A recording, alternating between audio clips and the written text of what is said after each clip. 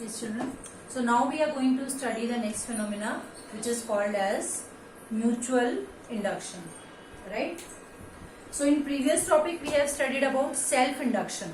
Self-induction means a coil is making an induced current and the induced EMF in itself, in the coil itself. That is why it was named as self-induction. Now we are going to study about mutual induction. Mutual means you need minimum two. Mutual induction means we have taken a coil 1 and we have taken a coil 2, and we have also learned that whenever there is a current flowing in coil 1 and there is a neighboring coil which is connected to a galvanometer. हमने source of current यहाँ पे लगाया है, यहाँ पे कोई source of current नहीं है, but because a current is flowing in this, it will have a magnetic field lines increased or decreased. Whenever you are increasing the current, increasing means आपने switch on किया, धीरे धीरे current increase होगा, constant current flow होगा, no deflection.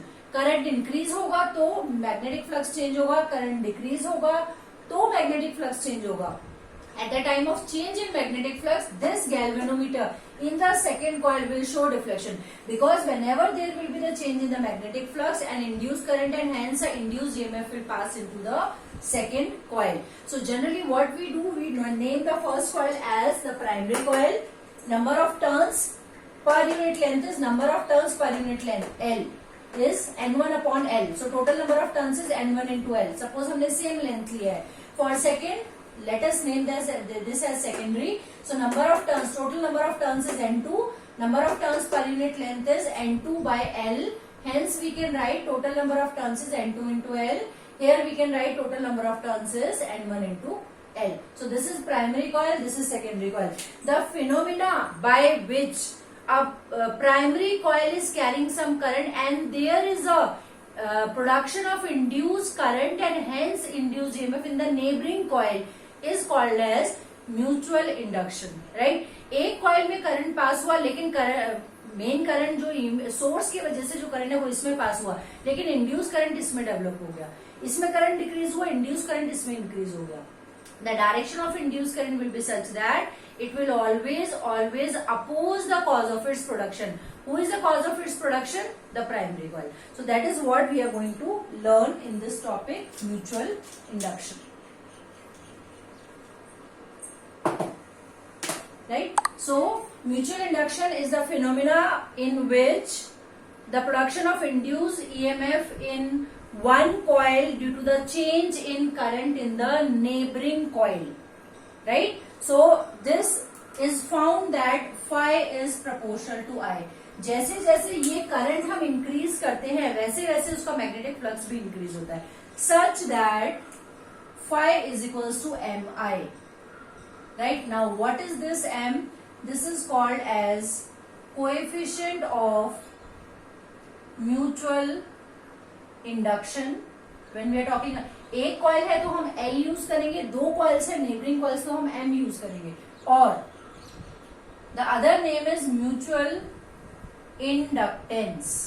वहां पे हमने बोला था सेल्फ इंडक्टेंस, यहाँ पे हमने बोला म्यूचुअल इंडक्टेंस. सो M का वैल्यू क्या हो जाएगा? Phi upon I, right? SI unit क्या हो जाएगा? सेम, बिकॉज वो भी फाई अपॉन I है, ये भी फाई अपॉन I है. SI unit will be Henry. Right? So if current flowing in the primary coil is 1, then M is equals to 5. How do you define this mutual inductance? Mutual inductance is equal to the magnetic flux linked with the secondary coil when unit current is flowing in the primary coil. That is how we define mutual inductance, right? But we know according to Faraday's law, E is equals to minus d phi by dt, that is minus d over dt of what? Equation 1. Mi. M is a constant, E is equals to minus m di by dt. Right? यहां से m का एक नया definition आएगा, minus e upon di by dt. If di by dt is 1, तो m का value कितना आ जाएगा? Minus E. How you define M? Again, one more definition. Mutual inductance is the EMF induced in the secondary coil when rate of change of current in the primary coil is unity. That is how we define coefficient of mutual inductance for two coils. SI unit is Henry, and 1 Henry is equals to 1 Weber per ampere, or 1 Henry is equals to 1 volt second per ampere, right? अगर milli henry है तो 10⁻³ Henry use करेंगे, and micro Henry है तो 10⁻⁶. So this is all about mutual inductance of two coils.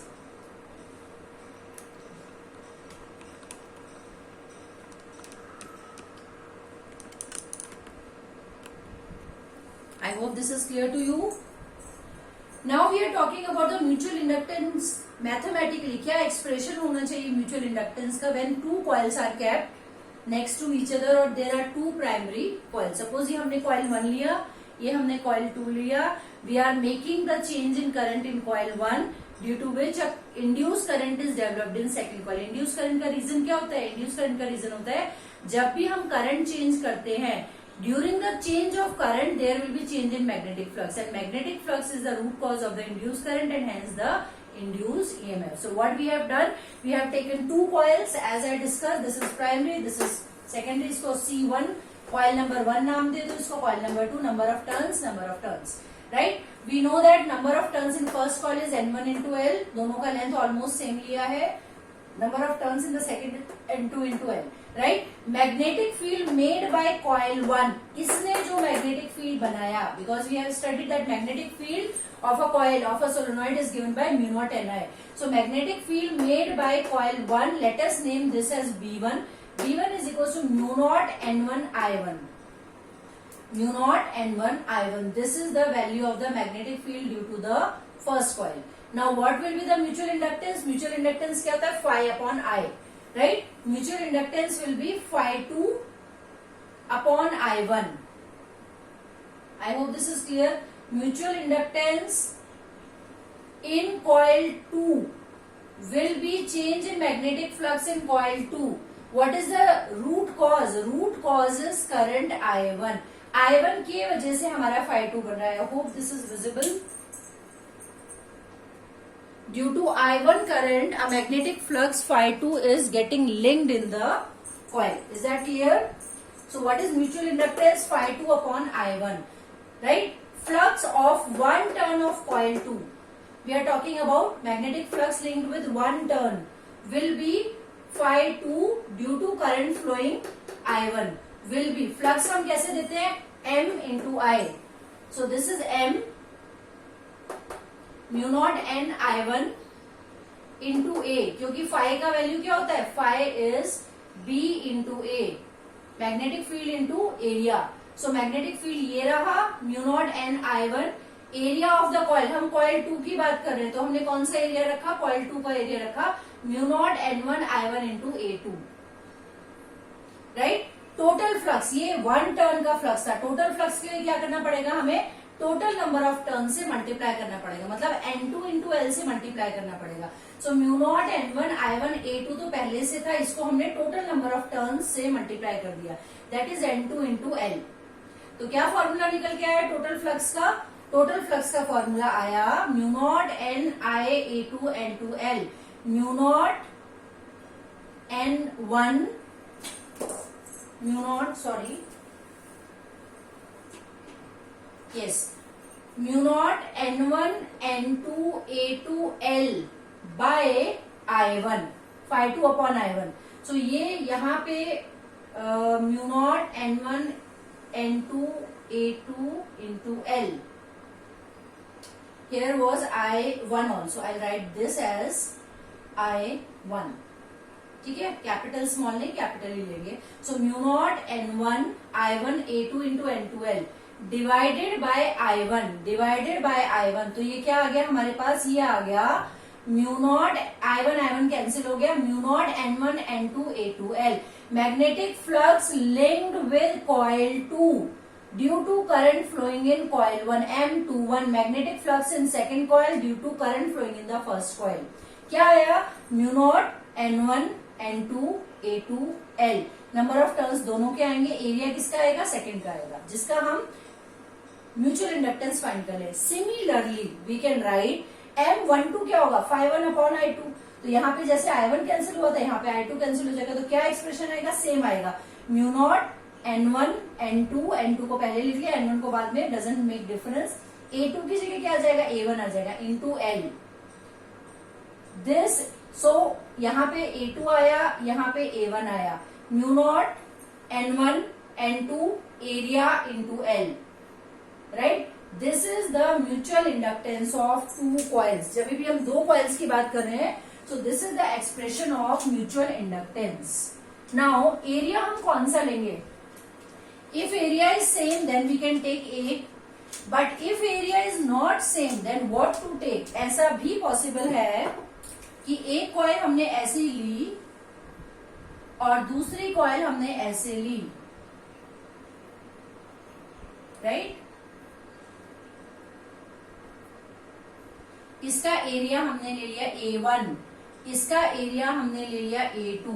अभी मैंने बोला M is equal to mu naught N1 N2 A into L। अगर हमने ये कहा कि अगर दो कॉइल्स की हम बात कर रहे हैं तो ये फॉर्मूला होना चाहिए, लेकिन अगर हम एक कॉइल का एरिया कम ले लें और एक कॉइल का एरिया हमने ज्यादा लिया, like it is less and more, then which area to be taken, let us name this as AS small and this is A large AL।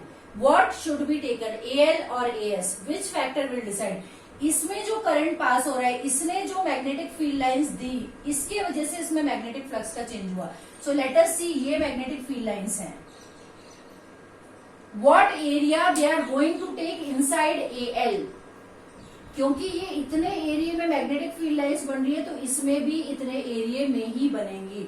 तो अगर ये कम है, A1 is less than A2, तो हमें क्या लेना है, A1 लेना है, क्योंकि यहाँ पे कितना एरिया कवर अप होगा, उतना ही एरिया कवर अप होगा जो कि सोर्स का है, जिससे मैग्नेटिक फील्ड लाइंस बनी। सपोज ऑपोजिट ले लेते हैं, ये सोर्स है जिसमें करंट फ्लो कर रहा है, और नेबरिंग कॉइल जो है, नेबरिंग कॉइल ऐसी है, दिस इज AS और इसका एरिया कितना है, AL। अभी ये मैग्नेटिक फील्ड लाइंस बना रहा है, ये ऐसी मैग्नेटिक फील्ड लाइंस बनाने वाला है, राइट।